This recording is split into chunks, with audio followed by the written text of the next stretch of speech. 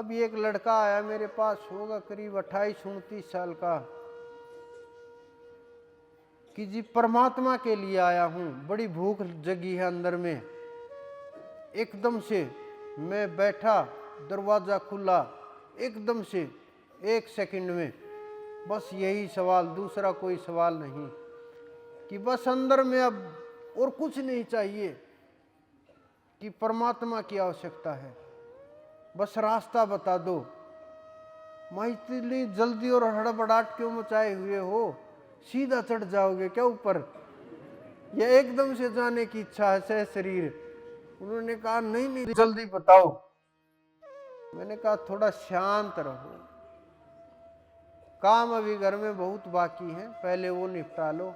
कि नहीं जी अभी परमात्मा की आवश्यकता है। मैंने कहा घर नहीं छूटेगा। नहीं जी आपके लिए सब कुछ छोड़ देंगे। मैंने कहा ठीक है, यहीं रुकना, 1 सप्ताह बाद बात करूंगा मैं। मैंने कल पता करवाया कि एक लड़का रुका होगा 4 दिन से, पता करना। उन्होंने बताया कि वो तो जी उसी दिन रात को ही निकल गया था। फिर मुझे समझ में आया शायद परमात्मा को ढूंढने निकल गया होगा, इधर उधर परमात्मा खो गए होंगे। तो जो ये घटनाएं होती हैं ना, जब तक हम इनसे सीखते नहीं तब तक, जब तक अंदर में विवेक जागृत नहीं होता। जब विवेक जागृत होता है तो हम सही और गलत का निर्णय जानने लगते हैं। हमारे पर्सन जो होते हैं वो बदलने लगते हैं, क्योंकि फिर पर्सन शास्त्र के लिए नहीं होंगे, फिर पर्सन संसार के लिए नहीं होंगे, फिर पर्सन दूसरों के लिए नहीं होंगे, फिर पर्सन स्वयं के कल्याण के लिए और स्वयं के लिए प्रसन्न होंगे। जब स्वयं के लिए सवाल उत्पन्न होने लगे, कई प्रश्नों के मैं जवाब नहीं देता, सामने वाले की तरफ देख करके और उसे भेज देता हूं। कुछ लोग ये सोचते हैं कि मेरा जवाब नहीं दिया, मेरे से 2 मिनट भी बात नहीं की।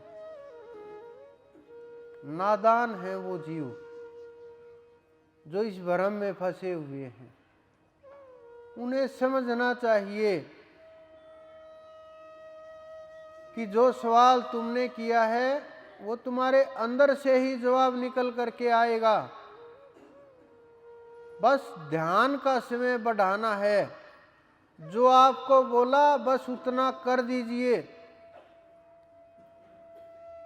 अगर हम गुरु का फर्ज निभाने लगे और गुरु की तरह व्यवहार करने लगे आप लोगों के साथ, कोई भी एक भी जीव झेल नहीं पाएगा।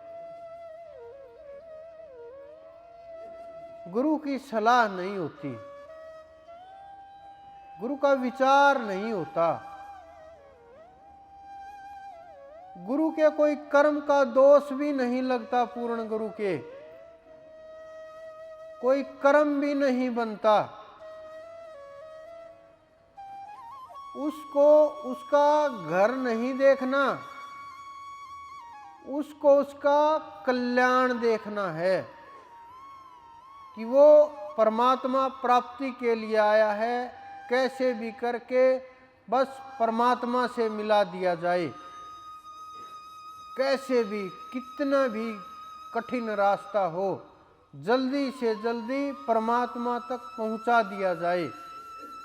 उनका ये कार्य है। अगर ये कार्य हुआ तो नहीं लगता कि कोई झेल पाएगा, या इतनी मेहनत, इतनी लगन, इतनी कटुता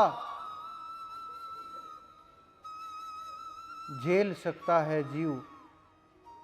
क्योंकि अनेकों सवाल उत्पन्न होने लगते हैं बहुत जो पुराने हुए महापुरुष, उनके पास जो उनके शिष्य हुए, जो उनके पुत्र हुए, परिवार के लोग हुए, जब उन्होंने प्रयोग किया ज्ञान का,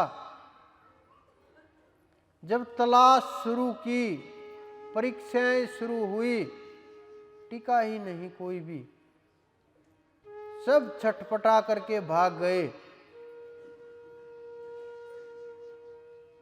लोगों को लगता है हम नहीं भागते, लेकिन ये सोच व्यर्थ ही और ये विचार गलत है आपके मन के अंदर।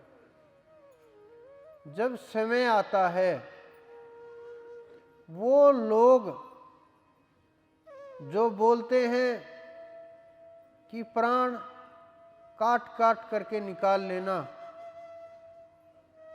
वो लोग आपके बीच बैठे हुए नहीं हैं। जब समय शुरू होता है, क्योंकि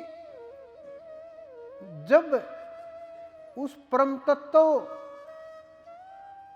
की प्राप्ति होने के नजदीक जब जीव जाता है, तो उसकी जो तैयारी होती है वो भी उतनी ही ज्यादा करनी पड़ती है। और जब छटाई उतनी ज्यादा होगी, तो कोई कोई 8वें चक्कर तक पहुंचेगा,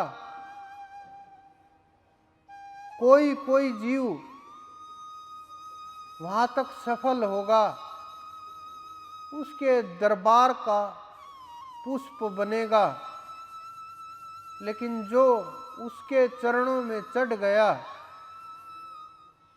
वापिस लौट करके जीव नहीं आता।